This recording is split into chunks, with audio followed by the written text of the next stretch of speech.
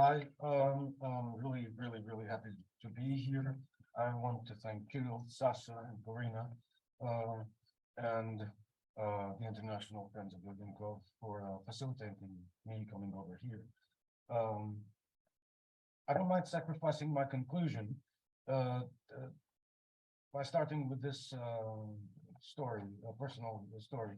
Um, teaching, teaching, performing a workshop with young children, a workshop in experimental music and philosophy for ages between 6 and 12. Um, I suggested something which goes along the lines of the workshop. I asked them to try to make the sound of 2 plus 2 equals 4. Or I asked them, what is the sound of 2 plus 2 equals 4? And one of the children did this.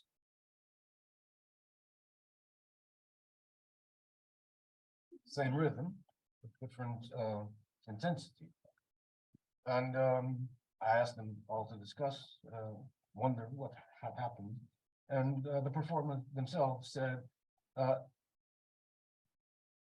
the difference in intensity between the two groups of sounds was simply due to the fact that 2 plus 2 and 4 are not the same thing. So, English is not my first language. I'm going to speed read all this. I'm sorry. I picked mathematics for this presentation because I'm currently learning it from scratch. I figured that for the purpose of addressing the symposium's theme, futures and ideals, it would be fruitful to see how mathematical thought maps onto Ilyenkov's thought on thought, or his dialectical logic, his book, Dialectical Logic. What you'll hear is a case study for my understanding of both. I'll focus on the one hand in discussions in philosophy of mathematics regarding proof demonstration and proof construction. On the other hand, on Ilyenkov's notions of labor, activity, and of the ideal and its place in the battle. I hope that these are the beginning steps for the development of a pedagogical and philosophical, which I think are interchangeable, method that warrants futurity to learning by activating it as an open-ended process. So starting with the math. In order to be able to oppose the notions of demonstration and construction, we need to understand what they refer to, and that is the idea of proof. Mathematical proof is an inferential web underlying a mathematical statement, a theorem, whose elaboration allows us to consider the statement's assumptions as sound or true. It is usually agreed that this strategy was developed concurrently with land measurement and its science, geometry. In the early 3rd century before Common Era, Euclid was the first to come up with a method for proofs as we know them today. The gist of it is an interplay between primitive notions, imported from intuition, such as point, line, and axioms, statements about such primitive notions which are held to be inherently true. With this in our minds and hands, we can use logical deduction to check if a new statement or theorem is true. In this way, we demonstrate the proof of a theorem's truth. Euclid's geometry contained 5 axioms. The 5th is the most famous by virtue of being the only for which no proof could be successfully deducted. This historical fact is essential for what we're dealing with here today. A wide account tells us that the 5th axiom postulates that 2 non-parallel lines will always cross in the same plane if extended indefinitely. I chose this phrasing because this way I can say that its negation is 2 parallel lines will never cross in the same plane. And this is where the proofs for the 5th axiom always tripped, because most people working on it were stopped short of being creative. It was not unusual to try to prove a theorem by working on its negation. If its negation is false, then it can be deducted that the theorem is true. The issue lied in the very concrete fact that the negation of the so-called parallel axiom produced valid geometrical results, although completely new and inconsistent with Euclid's geometry.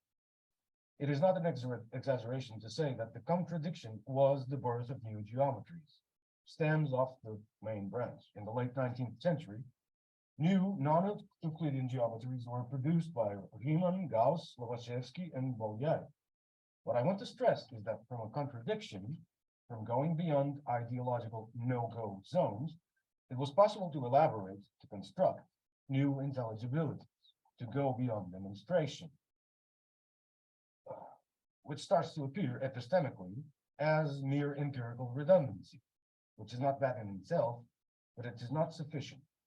With contradiction, we can at least make future knowledge indefinite instead of making present knowledge infinite. According to Jean-Yves Girard, logic does not ensure termination, but absence of deadlock. This Promethean moment is very important for mathematics in general, but also for a humanist account of thought and logic, its science. In the early 20th century, L.E.J. Brouwer, a Dutch mathematician and philosopher of math, addressed the issue with great fervor. In 1912, Brouwer wrote that he considered the birth of non-Euclidean geometry the greatest blow to Kantian intuition. To put it briefly, we knew that Kant's account deemed space and time as a priori constituents of a transcendental logic. For Kant, our intuition of space was a prioristically conditioned by Euclidean geometry. We can immediately see that if someone brings up a non-Euclidean geometry to the collective playground of human intellect, Kant's account of intuitive space explodes. The blow's result is the liberation of the transcendental logic from axiomaticity. For Brouwer, this entails that the mathematical intuition of space is not constrained by the logical principle of the excluded middle, which states that for every statement, either itself or its negation are true, with no possible third option. We saw above that if the parallel axiom was true, its negation would be false. But we also saw that if its negation was proved as true, we could get intelligible results, although the positive axiom would be deemed false. The knot that the branch created in the deductive tree thus created a contradiction, a third possibility beyond either or. Brouwer's new intuitionism keeps time, though, by considering, and I quote, the falling apart of moments of life into qualitatively different parts to be reunited only while remaining separated by time as the fundamental phenomenon of the human intellect, passing by abstracting from its emotional content into the fundamental phenomenon of mathematical thinking, the intuition of the bare tuity, T-W-O-I-T-Y. Brouwer, for other reasons, end of quote, did not mean being called mystic, but this notion of tuity is nothing of the sort. Although it compresses a beautiful dialectical movement in a strange term, it denotes the intuition of ordering the two, the many, from the one. The material incompatibility of two moments generates the possibility of further intelligibility. The one becomes itself by being not all other things, which gives us its tuity. Iterating this movement allows us to construct the whole of arithmetic up to the smallest infinite ordinal number and unites, quoting, the connected and the separate, the continuous and the discrete. It gives rise to the intuition of the linear continuum, that is, of the between, unquote, and thus to space. Let's keep this notion of the between for later. In sum, Brouwer is saying that from tuity and iteration, from time, we can construct the synthetic a priori, not only for arithmetic, geometry, and further dimensional geometries. In a sense, intuition is the labor of the intellect into activating new vistas for itself. I'd like to take a moment to maybe cryptically quote Mariv, who says that Labor is a purposeful activity aimed at a certain goal, and that goal is knowledge of things that are non-existent as yet. Now, we can see that this is strongly at odds with a philosophy which holds the principle of the excluded middle as eternally valid. Its application forecloses construction. For the intuitionist, assertions from the principle of the excluded middle are only true if realized. That is, they're merely local and cannot be ampliated wholesale into the infinite. With this in mind, Brouwer goes further and states that logic is not the source of truth.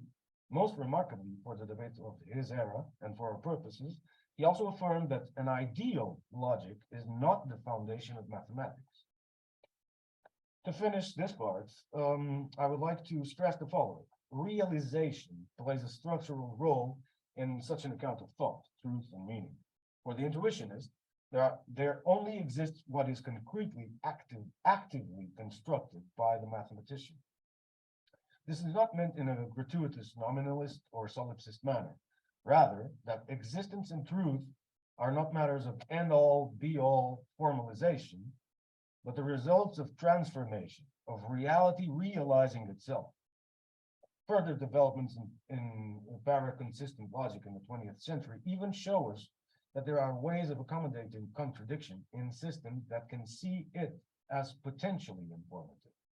To stick to the principle of the excluded middle and to classical demonstration seems to amount to reification. Jean Carrière's, French philosopher of math, put it quite well. To speak of mathematics is to remake mathematics. In a way, to participate in mathematics is to activate its history instead of atavistically fulfilling it. I opt to be briefer in my dealings with Ilyenkov, having assumed that you are more familiar with his work, more than I am. I'll give a summary of Ilyenkov's thought up to where it meets with a conflict between demonstration and construction. Afterwards, a position with regard to mathematical activity. So what does Ilyenkov think of thought?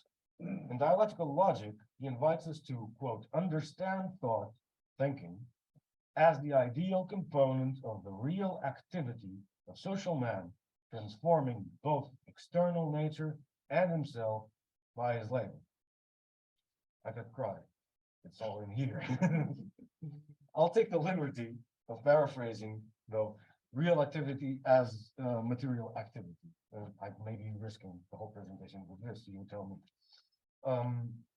Although other Soviet philosophers have a different stance on the foundational problem of activity versus labor, I was really confused by the book, The Practical Essence of Man, but it helped me to get closer to Ilyenkov. So although there's this discussion, it might be tempting to take activity as an absolute under which labor is subsumed, we will abide by Ilyenkov and engage in the dialectical movement enabled by taking labor as its motive. The key here is to understand that by virtue of being a concrete universal, something in which all humans actively participate in ever distinct ways, labor precedes the ideal.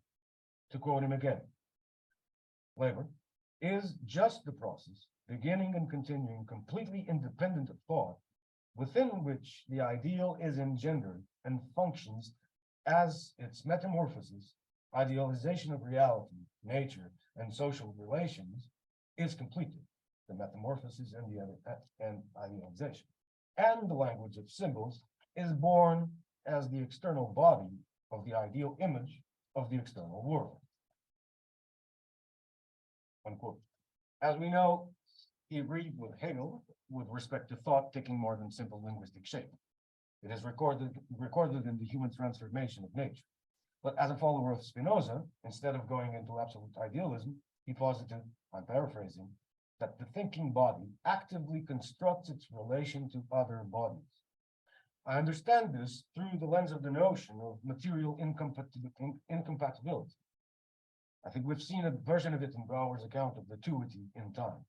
The body, through labor, idealizes meaning through the activity of itself in relation to another body. towards which it is materially incompatible. Through the ideal, the now thinking body compatibilizes, or better, possibly, synthesizes the materially incompatible. This does not stop here, but suggests an explication. To construct is to actively synthesize. We now see that labor engenders the possibility of realizing, of transforming through the ideal. In its turn, the ideal is the process of meaning attribution, materializing words and deeds which are re-injected into material activity, into ever different creative labors. In order to understand the universality of this movement, I'd like to remember Brouwer's notion of the between, whose elaboration I now present. The between is not exhaustible by the interposition of new units, and therefore can never be thought of as a mere collection of units. This rhymes, quite remarkably, with Ilyenkov's presentation of the universal. It is, above all, the regular connection of two or more particular individuals that converts them into moments of one and the same concrete, real unity. This unity is an aggregate of different, separate moments rather than an indefinite plurality of units indifferent to one another. In this way, we can understand concrete universality of labor as the construction, the active synthesis, of a universe through understanding. Such a universe is built on recognition of differences in extension, something only achievable through theoretical practice or activity in its concrete, abstract, concrete movement and dialectical logic.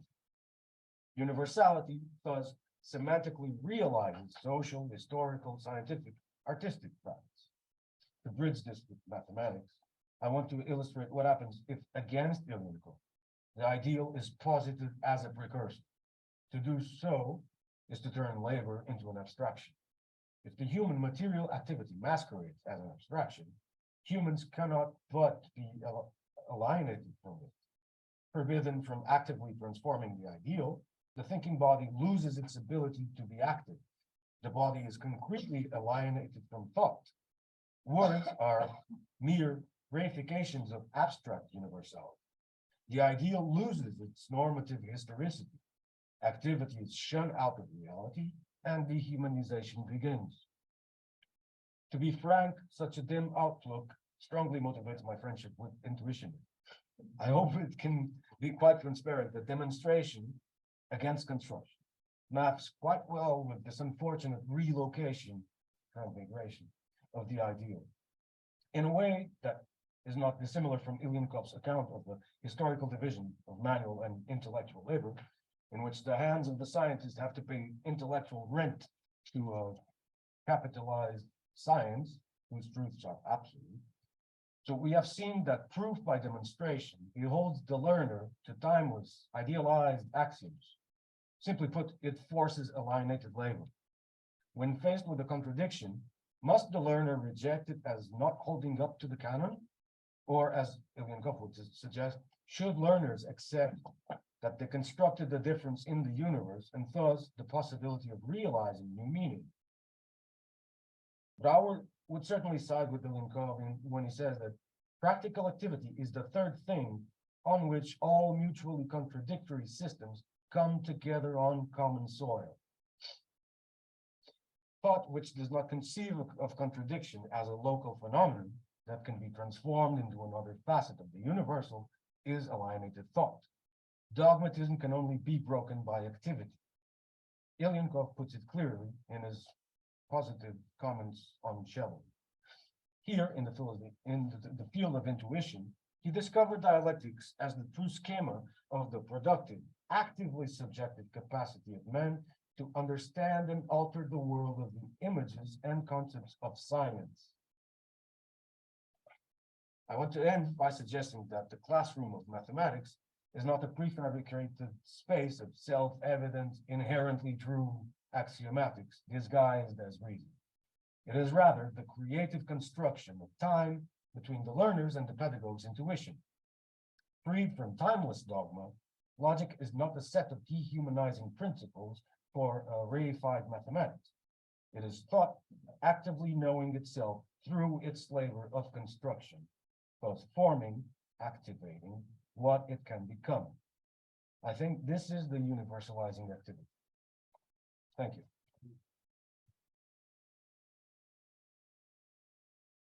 Great, okay. I hope, Yanis, you're okay with us being about 10 minutes or so behind.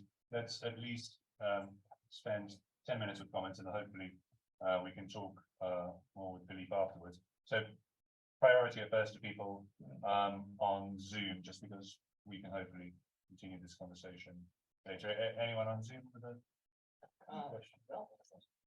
I think Ralph was making various comments. I'm not sure. I know. Yeah.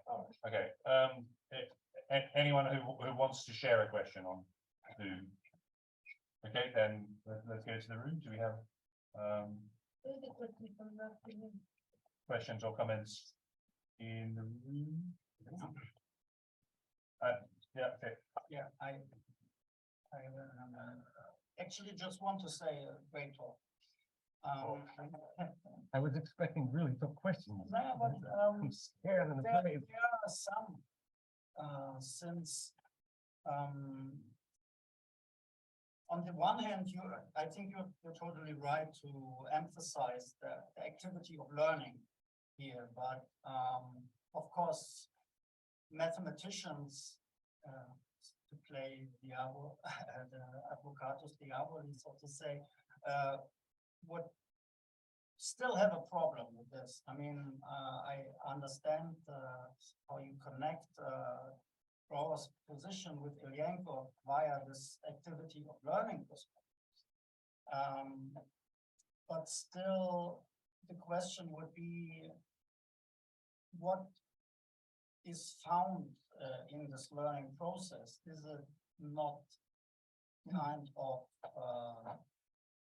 similar? Is it no universal? That would be my question. Could you repeat the last part of the question? Isn't the result of the learning process not also to some extent, I mean, pertaining to the mathematical structure behind it, to also the structure you enter when learning mathematics? Yeah. My question is just, should the learning process not also be complemented by a view of the structure you enter into? So like learning a tool, like it has its own structure, it has its own commands, you know, like that. Certainly, I think I think it should not be an artistic free you can stand on this chair and saying you are proving a theorem. Well, that is a mathematical construction. This was an extreme example. I tend to think that a learner when entering this playground, I'm fond of this term, is invited to learn what is already there, but also I think that a learner will better understand what is already there historically, if providing their own constructions and then seeing how they map or do not map with what's in there, with what's already in there, because most likely they will get what historically is there, what mathematical structure we want them to learn, but I think there's a strong possibility that they will possibly contribute with something new, and that's it. That's here. Another question in the room, and then we'll go online. Okay, thanks. This is probably going to be a bit. Going to be a bit. Not very well formulated. Really brilliant. I have to construct it as I go along. It was really brilliant talk. I read a few years ago. I read quite a bit of Brouwer. Is it Brouwer? Brouwer? I'm not sure. It's of Brouwer actually. read quite a bit of his papers and about him and his biography. He's a really strange bloke, really strange guy. Anyway, and the debate at the time I what was mathematics, and I had this kind of vague sense that I liked Brouwer's conception of mathematics as a Marxist, but couldn't quite, work out why exactly. And I think you kind of fitted the final few pieces of the jigsaw for me. When I was reading Brouwer, I didn't think about it from the point of view of learning, but I thought of it as the kind of the activity of a sort of semi-idealized mathematician. So his conception of what is maths was what a kind of semi-idealized mathematician does. And I say semi-idealized because this abstract, if you like, mathematician existed in time. So its proofs and its procedures had to have a kind of finite number of steps.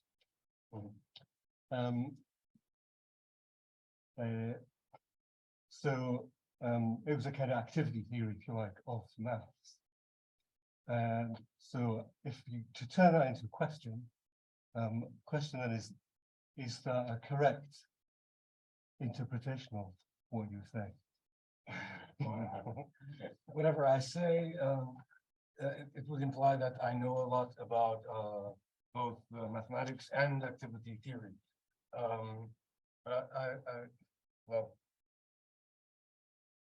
yes, I would say yes, because there is a slogan in Intuitionism by Heiting, one of Brouwer's students, which goes like this: when I say some mathematical thing in a spirit of trust,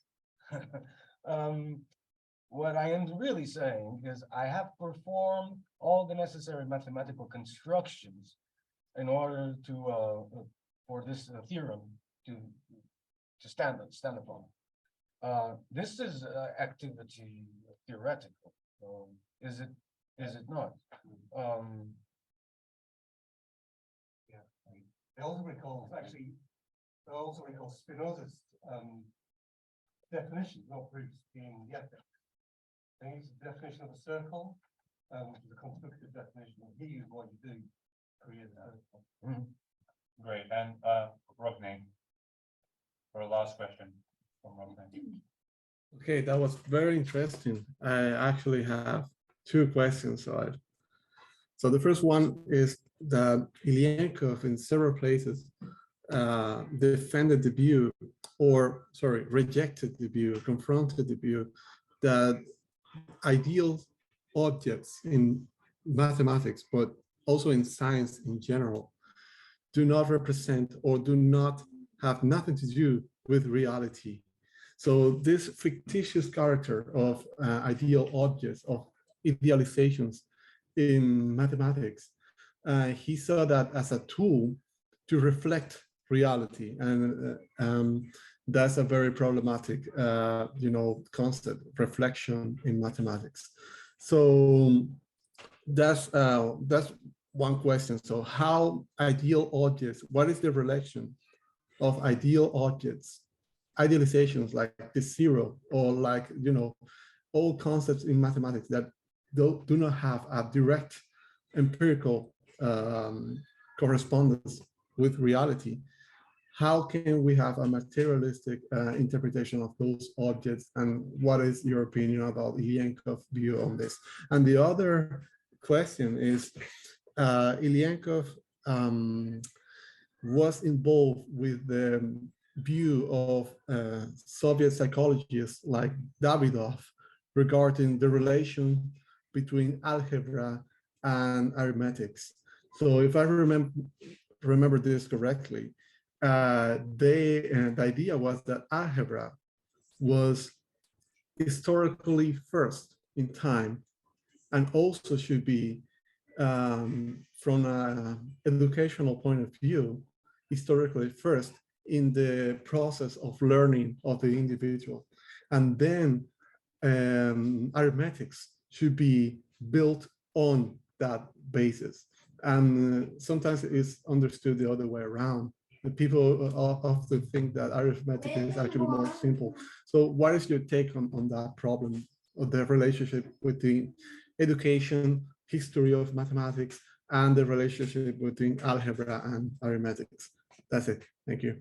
What I'm going to do, just to make it easier for Filipe as well, Ralph, because we haven't heard from you, if you want to say a question as well, then Filipe, choose one question out of them that you'd like to answer. Really? Okay, Ralph. I'm sorry, did you ask me to speak? Because I'm having trouble hearing you. Yeah. You had your hand up. Okay, well, I do have a question because I wonder what the Ilyenkov viewpoint on Cantorian set theory would be. I thought that the intuitionists, including Brouwer, opposed that approach to set theory, to axiomatics.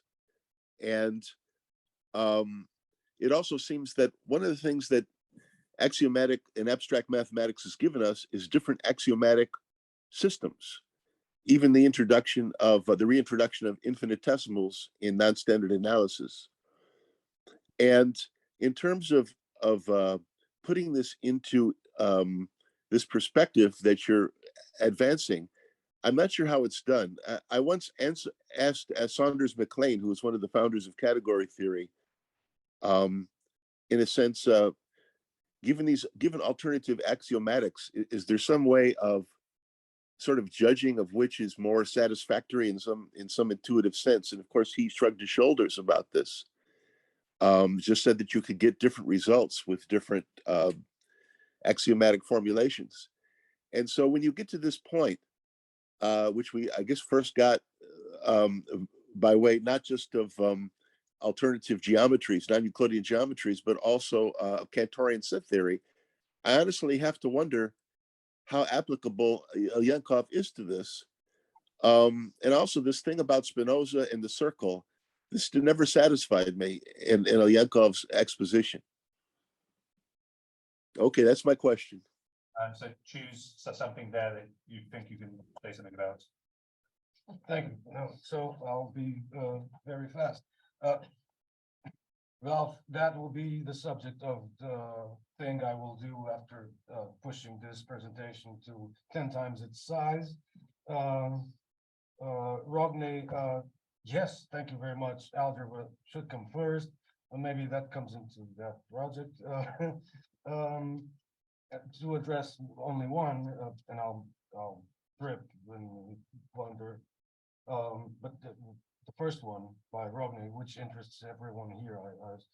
So Ilyenkov saying that ideal objects have no material purchase on reality. Well, maybe that's where I disagree with Ilyenkov. I think first, I'll be brief. Ideal objects are not. I don't think of them as objects.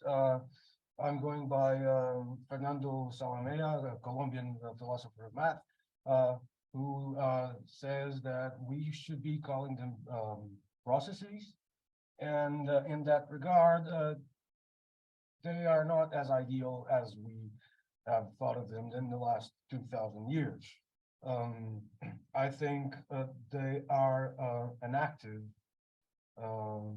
I think mathematical processes are a subset of what we here understand as activity. I can't elaborate. I'm tired and nervous, but thank you for beautiful questions. Thank you, Filipe.